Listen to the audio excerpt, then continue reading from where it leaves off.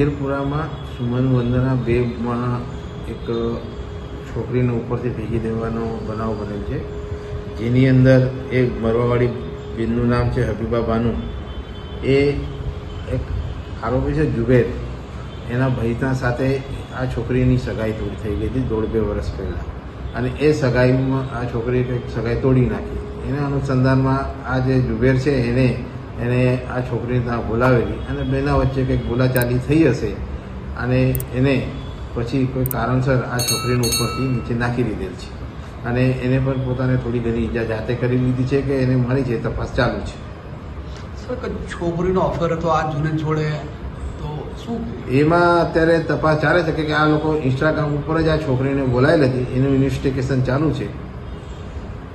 Sir, છોકરાનું કેવું છે છોકરી ચપ્પુ માર્યું છે મને? હવે એને માર્યું છે કે એને જાતે મારી લીધું છે, એ અત્યારે ઇન્વેસ્ટિગેશન આરોપીને ડિટેન કરીને એને અટક કરવાની પ્રક્રિયા ચાલુ છે, અને તપાસમાં જે નીકળશે જો એને પેલી છોકરીએ મારી તો એની વિરુદ્ધ બી ફરિયાદ લેવામાં આવશે.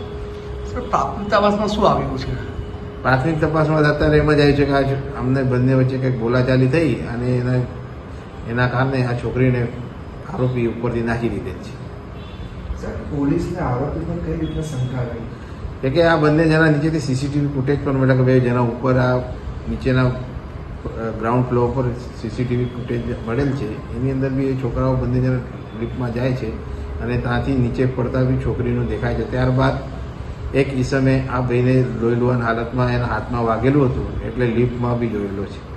આ બંને કોના ઘરે આવ્યા છે? એ આજે જુબેર છે એના નામનું જે આ સુમન વંદના સી બ્લોકમાં મકાન છે 10મા માળે, અને ત્યાં આવેલા. અત્યારે મકાન તો ખાલી જેવું જ છે.